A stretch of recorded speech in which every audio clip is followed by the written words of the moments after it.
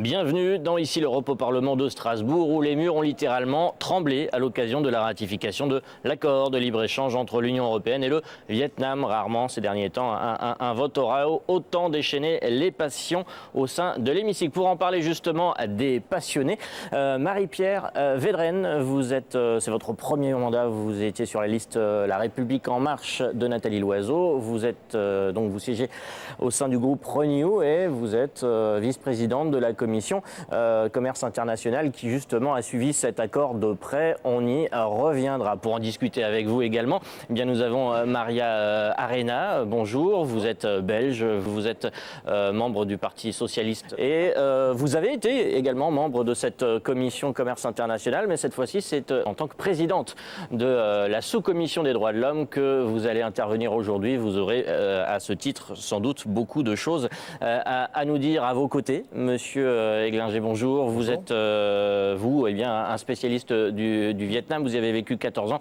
Vous intervenez à l'INALCO, à l'Institut des langues étrangères à Paris, et vous accompagnez des entreprises françaises qui s'implantent dans le pays. Vous essayerez de nous apporter votre éclairage. Pour parler du Vietnam, je voulais remercier également la présence de l'ambassadeur du Vietnam, Monsieur Thiep Nguyen. Merci beaucoup d'être là avec nous. Je devrais dire ambassadeur extraordinaire et plénipotentiaire de la République socialiste du Vietnam en France. C'est le titre exact, je l'aurais dit une fois. Votre pays, le Vietnam, est une destination touristique, plus de 15 millions de personnes l'an dernier. Ça peut créer des tensions, mais ce n'est pas le point. C'est un pays qui est pointé du doigt par les organisations non gouvernementales, par les parlementaires aussi, pour son manque de respect en matière de droits de l'homme et de l'environnement. On va y revenir, mais le Vietnam, c'est aussi une économie en pleine croissance. C'est l'un des 4 derniers pays communistes au monde, mais c'est aussi un pays qui a le sens du commerce et de l'industrie. On voit ça juste avant de débattre avec Céline Schmitt.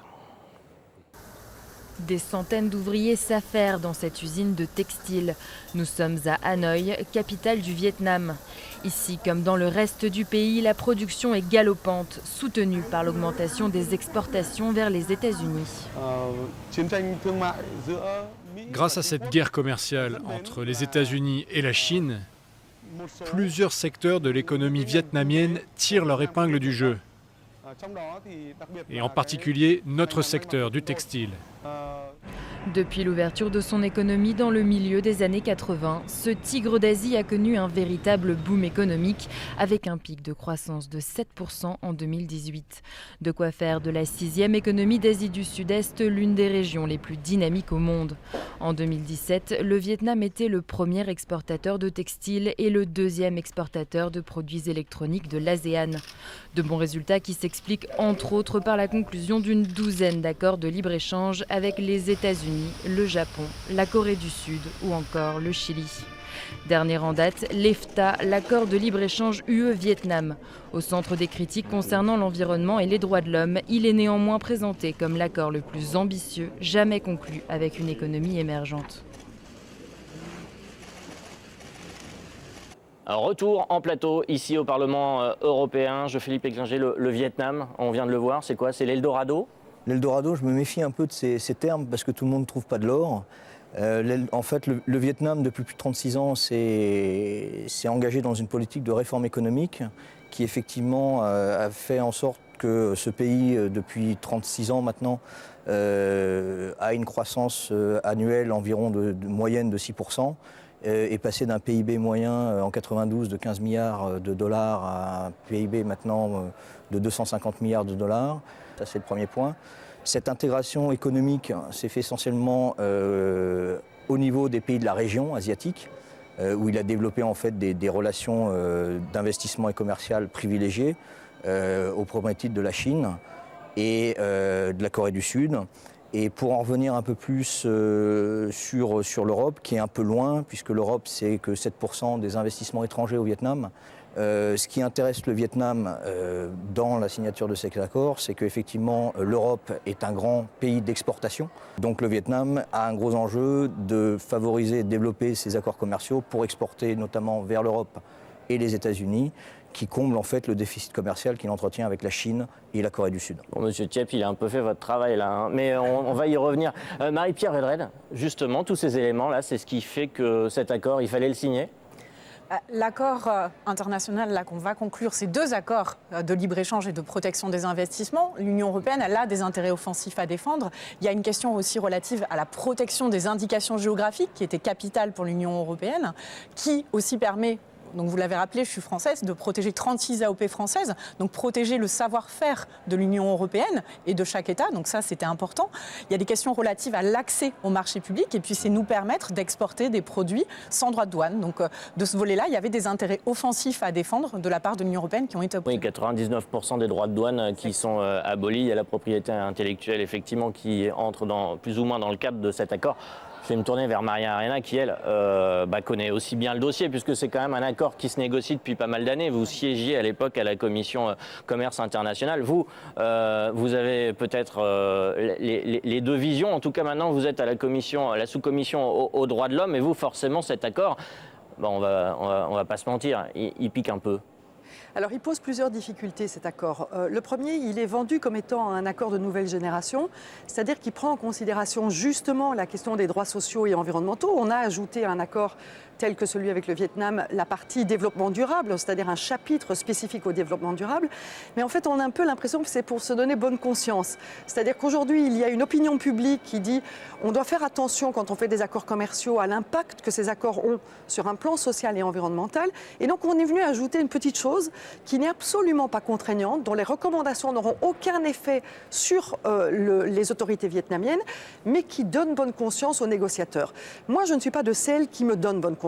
Je pense que si on pense que la question du développement durable est quelque chose d'important pour les Européens, mais aussi pour les Vietnamiens, eh bien, on doit mettre dans ces accords des dispositifs qui permettent de garantir ce développement durable, de faire en sorte que ce qui sera importé en Europe et les investissements qui seront réalisés au Vietnam seront respectueux à la fois du climat et à la fois des droits sociaux. Et aujourd'hui, cela n'existe pas dans cet accord.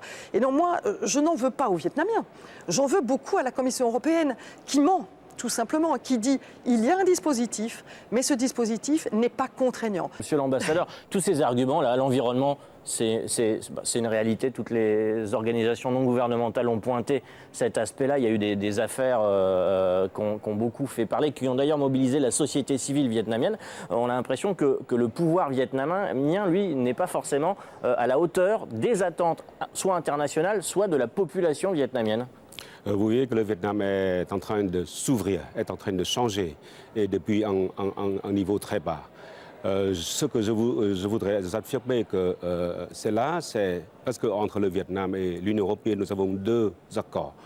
L'accord de PCA, c'est le partenariat de coopération et de partnership. Et cette fois-ci, c'est le FTA, c'est l'accord de libre-échange. C'est la nouvelle génération parce que c'est la première fois l'accord de libre-échange de Vietnam avec un partenaire étranger. On a des dispositions sur les environnements, sur le développement durable et surtout pour le changement du droit du travail. Et ce qui est intéressant, on a aussi une commission de consultation interne. Ça, c'est tout à fait nouveau. Et aussi une commission entre les deux parlements pour la mise en œuvre. Et je crois qu'entre nos partenaires, là, nous avons aussi des dialogues dans la mise en œuvre. Et ça, je compte sur, parce qu'on ne peut pas changer d'un pays qui a traversé toute une longue période de guerre, des décennies, et tout de suite, ça marque un nouveau pas dans notre intégration économique mondiale et aussi un nouveau jalon dans notre ouverture. Vous dites que ça avance, mais en fait, très clairement, l'université de Yale qui analyse un petit peu les progrès en termes d'environnement va faire reculer le Vietnam entre 2012 et 2019. Donc, les avis divergent à ce propos. Marie-Pierre Védrenne, on va négocier un nouveau budget dans pas longtemps, dont la priorité est le Green Deal.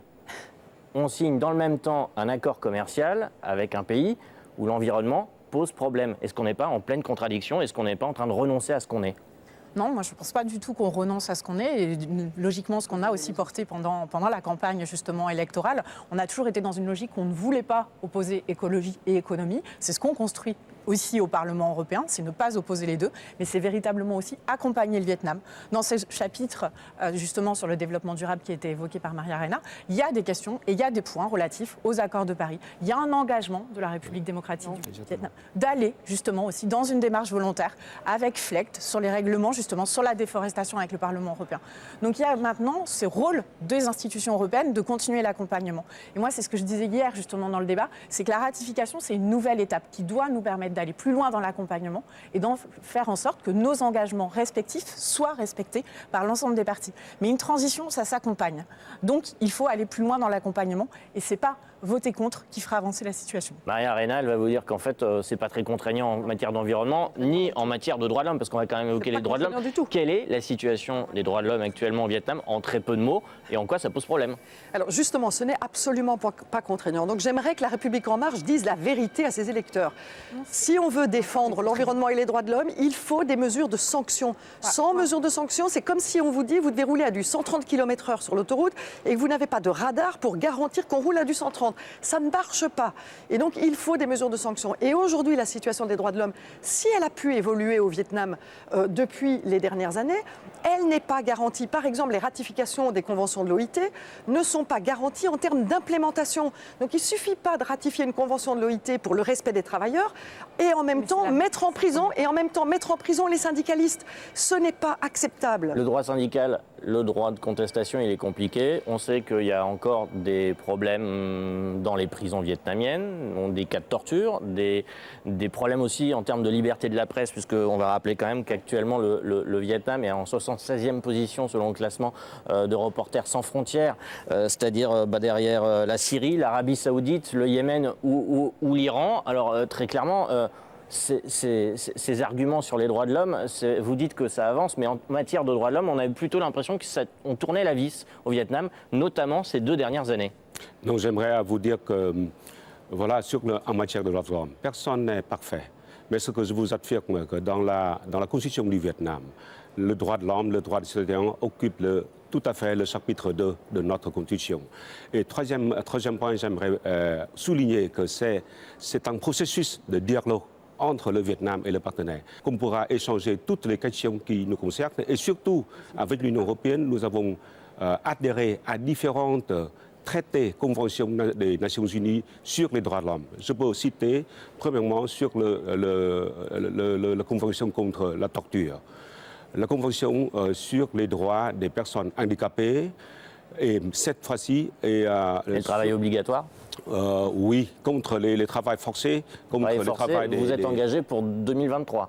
Oui, mais c'est tout un processus. Loin. On ne peut pas, parce que vous voyez, pour adhérer à une convention, il faut aussi changer, modifier tout un système, un corpus juridique de notre pays. Ça fait du temps, ce n'est pas un jour à l'autre. Oui, mais c'est vrai que ça a quand même reculé pour essayer d'avancer. Donc du coup, c'est l'argument qui vous est opposé par ces 68 organisations non gouvernementales qui ont demandé aux parlementaires de ne pas voter.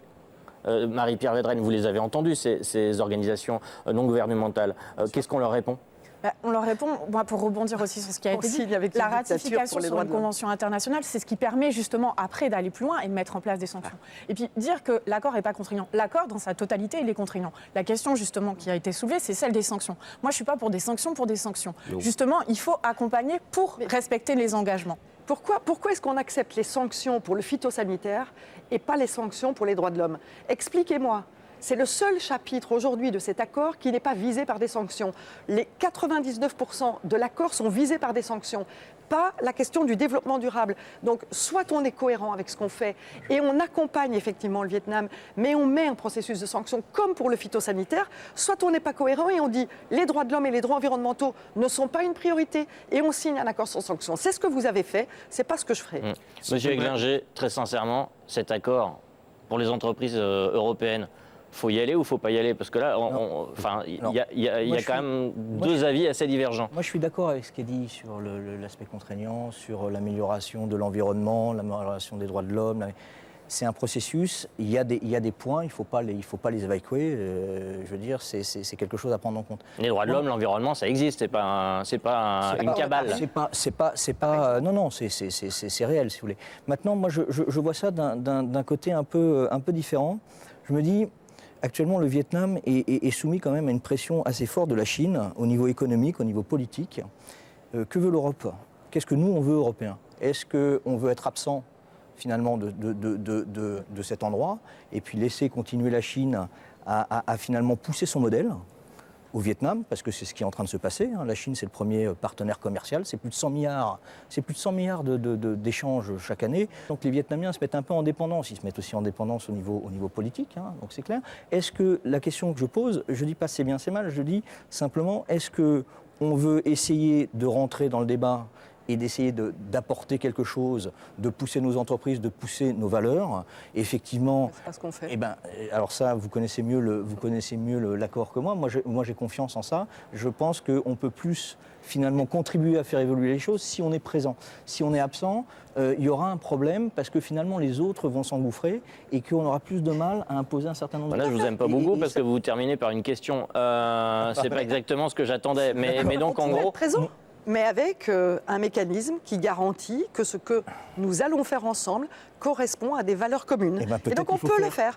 Aujourd'hui, on s'est privé dans cet accord de ce moyen-là. Mais vous savez qu'une fois qu'un accord est voté, le Parlement perd toute possibilité de le modifier. Et donc ce n'est plus possible. Je m'attendais plutôt à un débat avec Marie-Pierre Védrenne, mais d'accord. Il faudrait mieux le faire avant. Là où je vous rejoins, c'est que je pense que c'est un processus et qu'il faut effectivement s'assurer que les valeurs qu'on défend, et j'y crois, eh bien, finalement, trouve un écho favorable auprès des autorités vietnamiennes. On s'est privé de cette possibilité. Eh bien, écoutez, on y reviendra sincèrement, c'est sûr, prochainement. On va le suivre. On ne sait pas si le Parlement continuera à suivre, mais en tout cas, nous, on suivra cet accord. C'est la fin de ce débat ici au Parlement. Vous voyez, ça soulève toujours de la passion, le Parlement de Strasbourg. Donc, je vous remercie tous les quatre de nous avoir accompagnés dans ce débat. Et bien, je vous remercie de votre fidélité. Tout de suite, de nouvelles informations internationales.